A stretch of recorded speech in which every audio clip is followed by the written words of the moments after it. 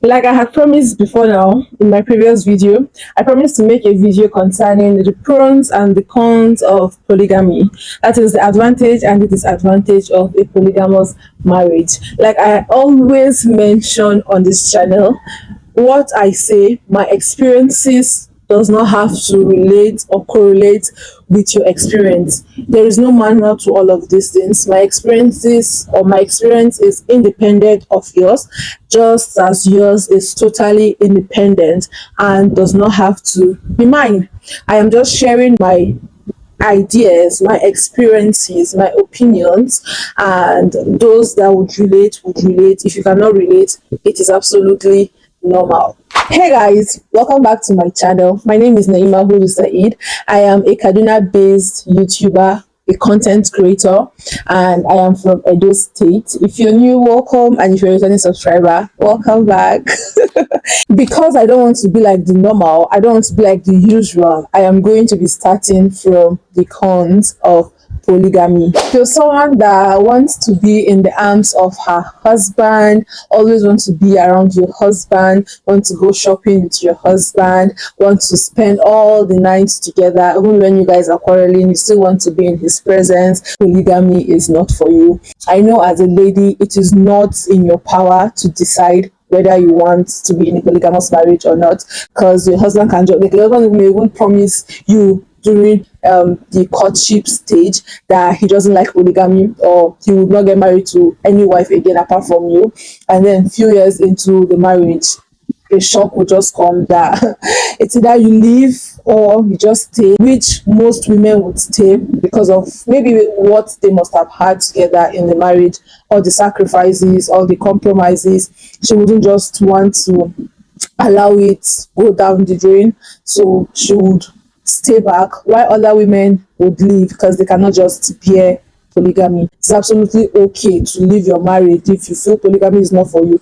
Polygamy is by force. You cannot impose polygamy on every woman. That your friend's wife tolerated it or accepted it does not mean your wife would do same. Okay? So do not force your wife to accept polygamy. So yeah, if you're someone that likes your husband to be around, it's definitely going to be difficult for you to adjust, even as a subsequent wife. If you know you want your husband to be for you alone, which is almost not possible as a Muslim woman, there is very high chance that your husband would take another wife. There is that possibility of your husband taking in more wives. Enjoy it while it lasts, basically. Enjoy you being his only wife while it lasts, because you never can tell what will happen in the future. For someone like me, I don't want my husband to be in my presence all the time. Like, just give me space, just give me time. When everything is becoming overwhelming, I usually ask you for space. Even if it is a distance relationship or a distance courtship, I usually ask for space. You know what? Just give me space. Let me have a rethink, or let me have my time. Let me just be away from you for some time and see how everything goes. So that is my own kind of person. Anyway, I would say this is a plus for me if you ask me, but I feel to a larger number or to a larger extent, women would always want to have their husbands to themselves, and it is absolutely normal.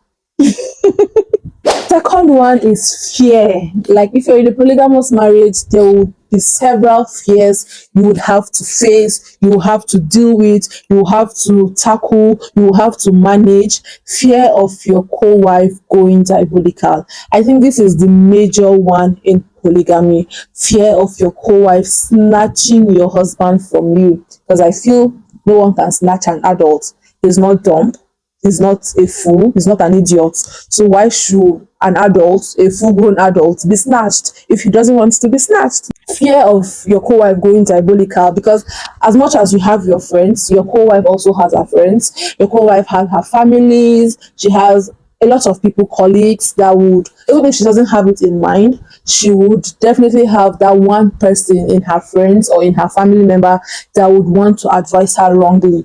And if she's someone that doesn't have a mind of her own, she would definitely fall for the advice and then begin to think of how to go diabolical, begin to want to have the man all to herself. Now, I am not being specific.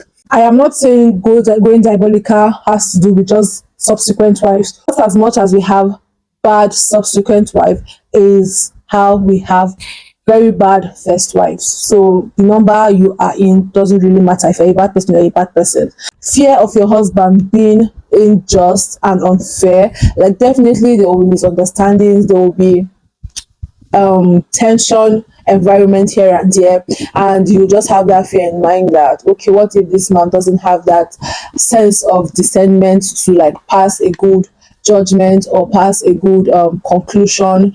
Do you get? So there are so many fears in polygamy, so much patience, so much resilience, so much wisdom to handle polygamy marriage. If you need 100% patience in monogamous marriage, then you need 200% patience in polygamous marriage. That is just the truth. Except, like I said in my previous video, if you are not one that is looking forward to having a fantabulous friendship with your co-wife, then all of this do not really matter. And it still matters if you don't want to have a relationship. All this fear of going diabolical still counts in, as long as it's a polygamous marriage, it counts. Anybody can decide to go diabolical. Anybody can decide to be a bad person. You can just wake up one morning and feel like, this is my co-wife said, she's not even supposed to be here in the first place. Let me do this to her.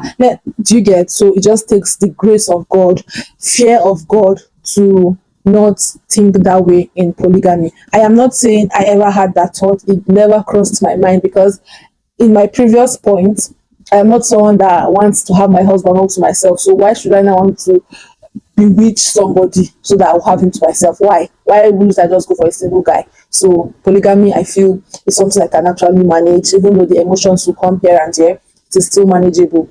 So my next point is emotional instability. Polygamy comes with so much emotions, so much feelings you would have to deal with, so much bad feelings, so much urge you would have to just manage and deal with.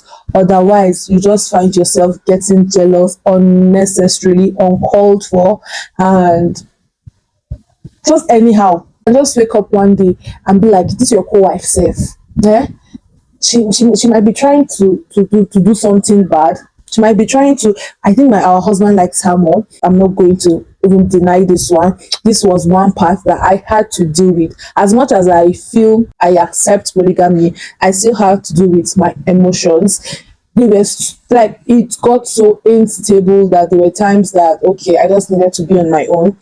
I don't want any friendship with my co-wife. I would always transfer aggression on demand, and yeah, stuff like that would definitely come up.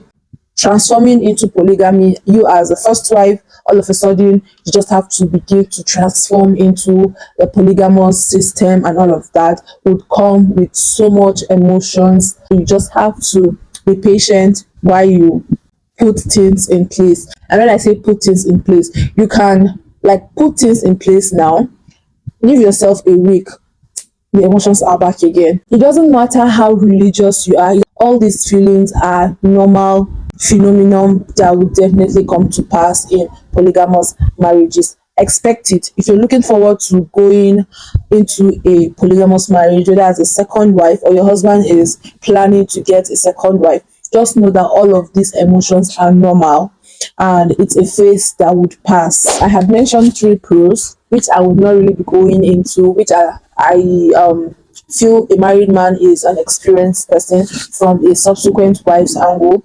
If you're getting married, I presumed a married man is an experienced man and will be able to treat his wife better or his wives better.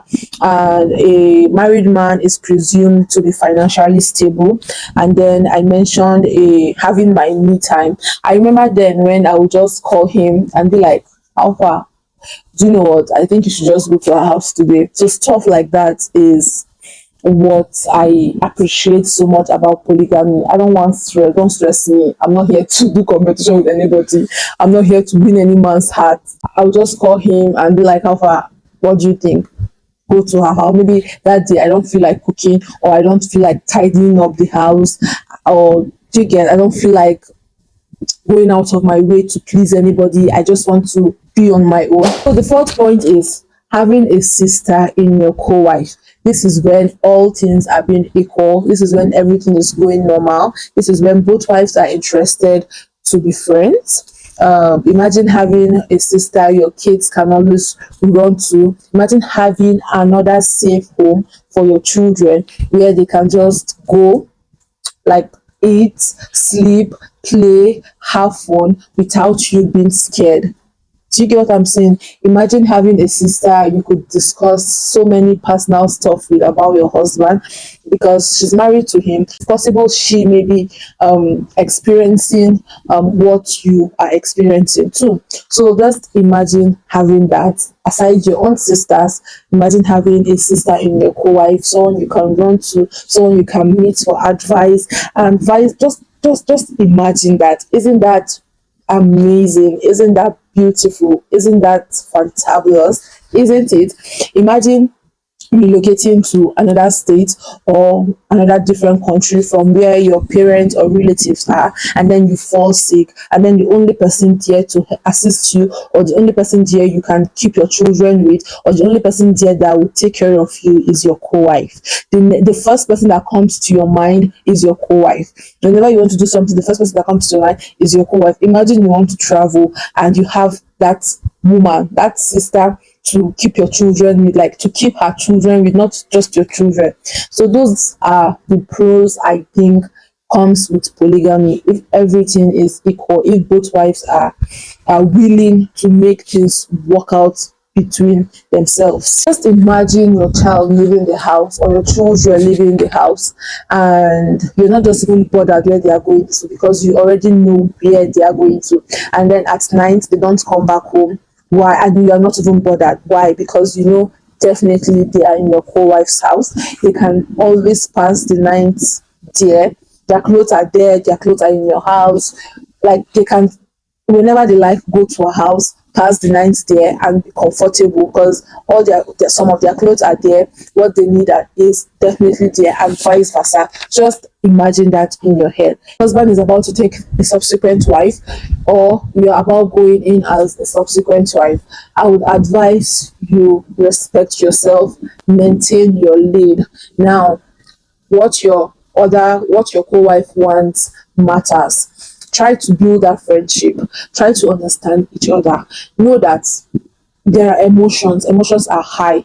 The first wife is definitely not in the best state of mind, and for the second wife, she would definitely have those doubts in mind. Is this first wife really someone I can be friends with? Is it someone I can befriend? Is she someone that would welcome me, even though it's not necessary, it's not important for your first wife to welcome, because you can live your life without your first wife. But then if you both want to maintain friendship, then you both need to put in that effort to see it work.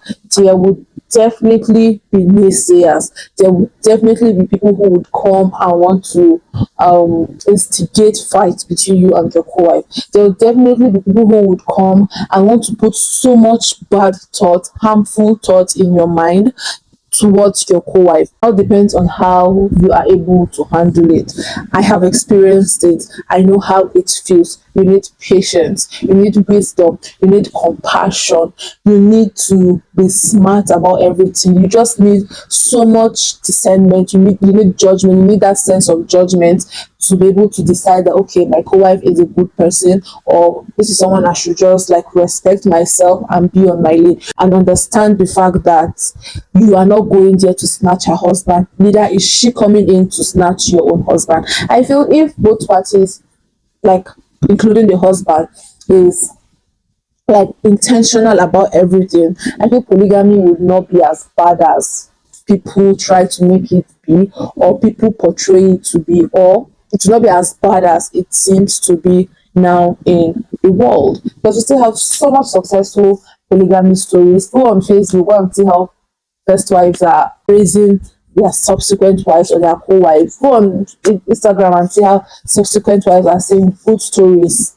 good tales about the first wife. So it is still something that is possible. It is possible to have a peaceful and a successful marriage. Otherwise, bring Abidosheka to the table and let everybody rest. Okay? I'm just joking. So I hope you enjoyed this video. If you did, please like, share, subscribe, drop a comment in the comment section.